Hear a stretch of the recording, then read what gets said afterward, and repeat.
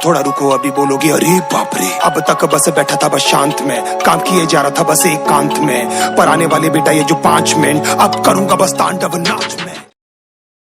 नमस्ते दोस्तों, मैं काफिर आप सबका स्वागत करती हूँ आपके अपने यूट्यूब चैनल काफिर की दुनिया में। दोस्तों, आप सबकी एक ही शिकायत होती है कि मेरी वीडियो थोड़ी लंबी होती है। वैसे बात तो आपकी बिल्कुल सही है, लेकिन किसी भी टॉपिक को आधा छोड़ना मुझे पसंद नहीं है। बस यही चाहती हूँ कि आपके सामने पूरी सच्चाई रख दूँ, और यही वजह है कि वीडियो थोड़ी बड़ी हो जाती है। पर मैं आप सबसे हाथ जोड़कर विनती करती हूँ कि आप वीडियो पूरी देखें, क्योंकि मेरी सारी वीडियो में आपको तथ्य सहित बातें मिलेंगी जिससे मुसलमान भी नकार नहीं सकते। उम्मीद करूँगी आपका साथ ऐसे ही मिलता रहेगा। अगर आपने इससे पहले की कोई भी वीडियो नहीं देखी है तो उन सारी वीडियो की लिंक आपको डिस्क्रिप्शन बॉक्स में मिल जाएगी, आप वहाँ से वीडियोस देख सकते हैं। तो दोस्तों, आज की वीडियो में हम देखेंगे कि आतंकवादी मोहम्मद ने कैसे निहत्थे बेकसूर लोगों पे हमला किया। तो आइए शुरू करते हैं।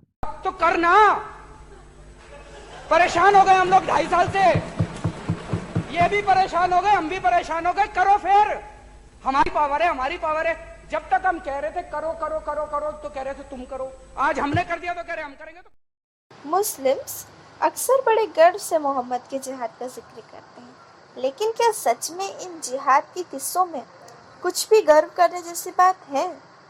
मेरे हिसाब से तो नहीं, बिल्कुल भी नहीं।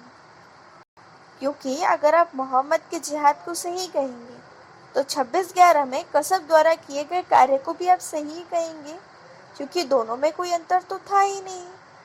आपको यकीन नहीं होता तो खुद देख लीजिए। मोहम्मद आमने सामने की लड़ाई से बचता था, वह हमेशा घात लगाकर हमला करता था और अचानक हमला करने पे विश्वास रखता था, जैसे कि आज के आतंकवादी करते हैं। निहत्थे और बेफिक्र शिकार को अचानक धोखे से पकड़कर उनका कत्ल कर दिया जाता है।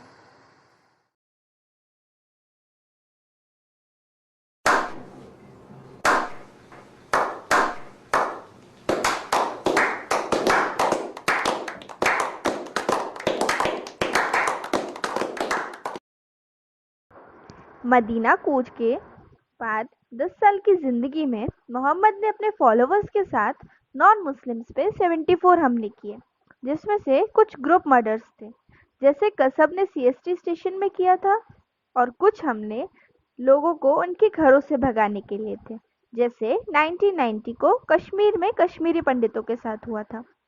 इन 74 हमलों में 27 में ही मोहम्मद शामिल था, जिन्हें गजवा कहा गया, और जिहाद के लिए जिसका हुक्म मोहम्मद ने दिया था पर वह शामिल नहीं था, उसे सीरिया कहा गया। शाही अल बुखारी वॉल्यूम 5 बुक 59 हदीस 702। यहाँ अब्दुल बिन काब कहते हैं कि जब अल्लाह के रसूल के मन में गजवा करने की इच्छा होती है तो वह अपनी असलियत छुपा लेते हैं और दूसरी तरह से गजवा का इशारा करते हैं। अब आपको इस्लाम से पहले मोहम्मद की वीरता के कुछ किस्से सुनाती हूँ। मक्का में एक जंग लड़ी गई थी जिसे सेक्रेलिजियस वार कहा गया है। इस जंग में मोहम्मद ने भी भाग लिया था। उस समय उसकी उम्र कुछ 20 वर्षीय होगी। इस जंग में उसका काम सिर्फ ये था कि वह दुश्मनों द्वारा चलाए गए तीरों को इकट्ठा करके अपने चाचा को दे रहा था। ये एग्जाम्पल आपको ये समझा देगा कि मोहम्मद कितना साहसी और दिलेर था। मोहम्मद और उसके फॉलोअर्स हमेशा बिना चेतावनी दिए ही घात लगा के हमला किया करते थे। बेकसूर लोगों पे हमला सिर्फ इस बात को ध्यान में रखकर किया जाता था ताकि ज़्यादा से ज़्यादा पैसा, पशु, हथियार और बाकी सामान जैसे औरतें और बच्चों को लूटा जा सके, ताकि औरतों और बच्चों के बदले फिरौती ली जा सके या फिर इन्हें गुलाम बना लिया जाए। वो कहते हैं ना, अरे क्या कहते हैं, अरे हाँ याद आया, सो कॉल्ड माले गनीमत। No, God! No, God, please, no! No! No! No! क्या आपको यकीन नहीं होता?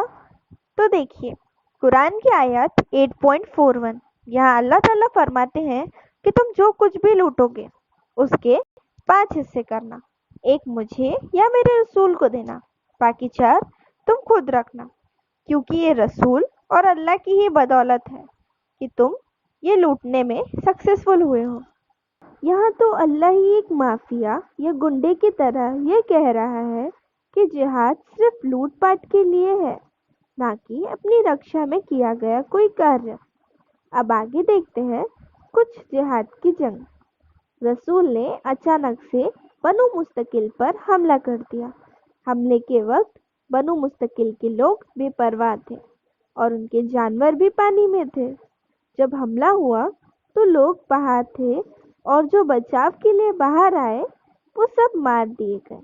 इन जिहादी हमलावरों ने उनकी औरतों और बच्चों को भी बंदी बना लिया। इसी दिन नबी को जुवारिया मिली।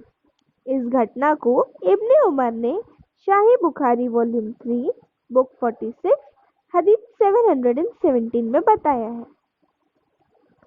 यहाँ अगर आप ध्यान दें तो आपको एक किडनैप की हुई औरत जुवारिया का जिक्र आया है। यह वही जुवारिया बिन अल हरीथ है जिन्हें 20 वर्ष की उम्र में मोहम्मद से निकाह करना पड़ा, जबकि मोहम्मद 58 वर्ष का था। इन्हें मुस्लिम की अम्मी भी कहा जाता है। अब यहाँ एक सवाल उठता है कि किसी की बीवी या बेटी को किडनैप करके उससे ज़बरदस्ती शादी करना क्या सही है? अगर हम इंडियन कॉन्स्टिट्यूशन की बात करें, जिसकी दुहाई ये मुस्लिम हमेशा देते हैं, तो right to life and human article 16 of human rights convention के हिसाब से ये एक सीरियस क्राइम है जिसकी सज़ा 10 साल तक की कैद है। पर इस्लाम में यह पूरी तरह जायज़ है, क्योंकि इनके पैगंबर नबी मोहम्मद ने ही ये कार्य किया है। अब आपको एक इंटरेस्टिंग बात बताती हूँ। आप कभी कोई युद्ध रात में जब आपके दुश्मन सो रहे हो तब लड़ेंगे? नहीं ना, लेकिन मोहम्मद यह करते थे। शाही मुस्लिम बुक 019 हदीस 4321। यहाँ शबा बिन जत्थमा कहते हैं कि अल्लाह के रसूल से जब रात के हमले के बारे में पूछा तो उन्होंने कहा कि काफिर की औरतें और बच्चे, इनका कत्ल सोते वक्त किया जा सकता है। वाह, क्या बहादुर इंसान थे नबी, सच में ना। चलिए आगे की दास्तां देखते हैं। शाही मुस्लिम बुक 019 हदीस 4292। यहाँ इब्ने औन ने बताया है, मैंने नफ़े को लिखकर यह पूछा कि क्या काफिर के खिलाफ जिहाद छेड़ने से पहले उनको इस्लाम कबूल करने की दावत देना मुनासिब है, तो उन्होंने कहा कि सिर्फ इस्लाम के शुरुआती दिनों के लिए यह अवकाश था, अब नहीं। इनकी सीख और हिदायत की वजह से अधिकतर मुस्लिम मानते हैं कि जो भी इस्लाम की आलोचना करे उसे जान से मार देना चाहिए। जैसे 1989 में ईरान के खुमानी ने फतवा जारी कर सलमान रुशीद का कत्ल का हुक्म दे दिया, क्योंकि उन्होंने शैतानी आयत नाम की किताब लिखी थी और इससे मुसलमानों को फील हुआ कि उनका अपमान हुआ है। एक्चुअली अगर देखा जाए तो यह सीख उन्हें उनके नबी मोहम्मद से ही मिली है। शाही बुखारी 2927। यहाँ अबू हुरैरा फरमाते हैं कि अल्लाह के रसूल ने कहा है कि मैं सभी जंग लोगों के दिलों में खौफ पैदा करके जीता हूँ और यह सबसे कारगर तरीका है। इसलिए आज भी मुस्लिम लोगों के दिलों में खौफ पैदा करने के लिए पथराव, आगजनी, दंगे और आतंकवादी गतिविधियों को करने से नहीं कतराते। तो देखा आपने कि कैसे मोहम्मद ने काफिरों के ऊपर छिपके धोखे से यह रात में हमले किए, जिसे मुस्लिम भले ही वीरता कहें, लेकिन दरअसल में ये कायरतापूर्ण हरकत है। अब चलिए आपको कुछ युद्ध के नियमों से अवगत कराती हूँ, ताकि आपको समझ जाए कि जिहाद, टेररिस्ट अटैक्स और वार में क्या अंतर है। यूनाइटेड स्टेट्स काउंसिल के अनुसार बने लॉ ऑफ वॉर, जिसे युद्ध अवस्था में प्लान किए जाने वाले कानून के रूप में माना जाता है, और 197 कंट्रीज इस लॉ को मानने के लिए बाध्य हैं। वो कहता है कि युद्ध आरंभ होने से पहले घोषणा करना अनिवार्य है, जिसे पब्लिक रिलीज या प्रेस कॉन्फ्रेंस के जरिए किया जा सकता है। अगर कोई देश आत्मसमर्पण करे तो भी उसे एक्सेप्ट करना होगा।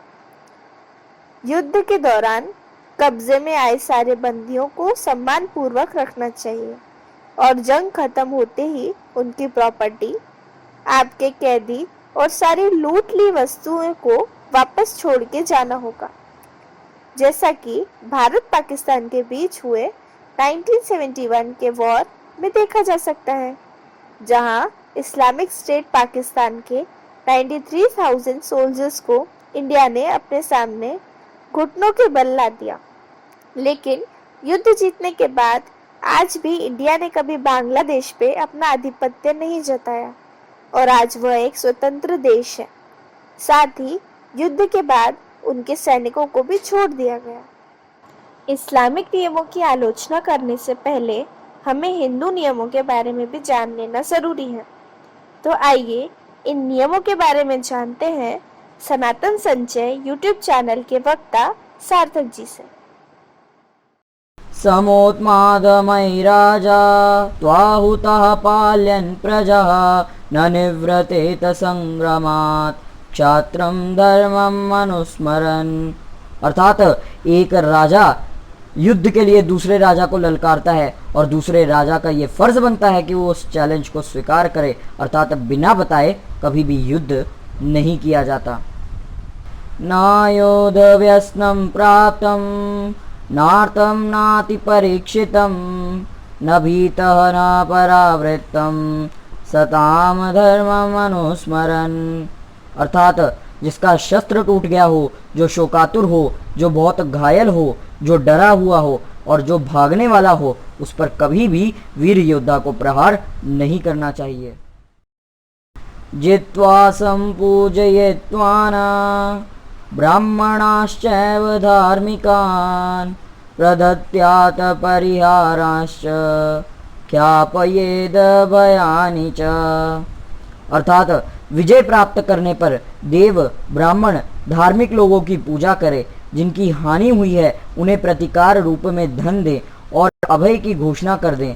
अर्थात घोषणा कर दें कि अब किसी को भी किसी प्रकार का भय नहीं होना चाहिए। इससे हमें स्पष्ट रूप से पता चल जाता है कि शत्रु की प्रजा को राजा से किसी भी प्रकार की हानि नहीं होती। इससे आप ये भी सिद्ध कर सकते हैं कि स्त्रियों के साथ कुछ भी बुरा नहीं होता, उन्हें निर्भय कर दिया जाता है। जली ना, तेरी भी जली ना। ये होते हैं युद्ध के नियम, जो मोहम्मद के युद्ध काल में नहीं थे।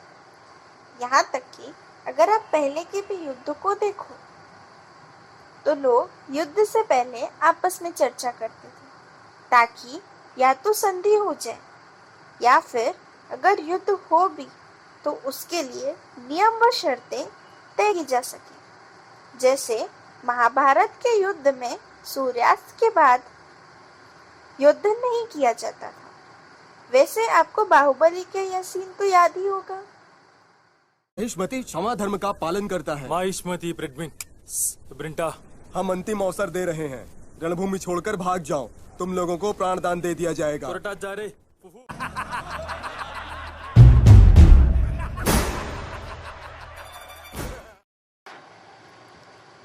मोहम्मद के द्वारा की गई जिहाद और आज के मुस्लिमों द्वारा किए गए जिहाद में कोई खास अंतर नहीं है। जैसे मोहम्मद बेकसूर लोगों को मारने के लिए घात लगाकर छुपके से हमला करता था, वैसे ही आज के आतंकवादी करते हैं। जैसा कि आपने खुद 26.11 के केस में देखा ही होगा, कैसे चोरी छिपे 8 लोग मुंबई में आते हैं और कई जगह निहत्थे लोगों को मार देते हैं। आज मैं आप सबसे कुछ पूछना चाहती हूँ, आखिर क्यों United nation security council committee की लिस्ट में डेजिग्नेटेड टेररिस्ट ग्रुप में सिर्फ इस्लामिक टेररिस्ट का ही नाम है? आखिर क्यों कोई मौलवी या मौलाना इन इस्लामिक टेररिस्ट ग्रुप के खिलाफ का कोई फतवा नहीं निकालता? क्यों लोग इन टेररिस्ट को अपना आइडल मानते हैं और इसकी वजह बताते हुए उनके द्वारा किए गए जिहाद को सही ठहराने की कोशिश करते हैं? आप खुद सोचिए और मुझे कमेंट कर बताइए। तो दोस्तों, कैसी रही आज की वीडियो? उम्मीद करूंगी कि आपको पसंद आई हो। प्लीज इसे शेयर और हमारे चैनल को सब्सक्राइब जरूर करें ताकि आपको आगे की दास्तां के नोटिफिकेशन भी मिल जाए। तो बने रहिए मेरे साथ। मिलते हैं हमारी अगली वीडियो में इसकी आगे की दास्तां के साथ। शुभ रात्रि। सनातन धर्म है, भगवा हमारा है आवरण। भारत के हिंदू शेर में छत्रपति शिवाजी उदाहरण। देशभक्त ये रक्त देश के आए काम ही आमरण। मैं पागल सा हिंदू हूँ, आजा बैठ करेंगे जागरण।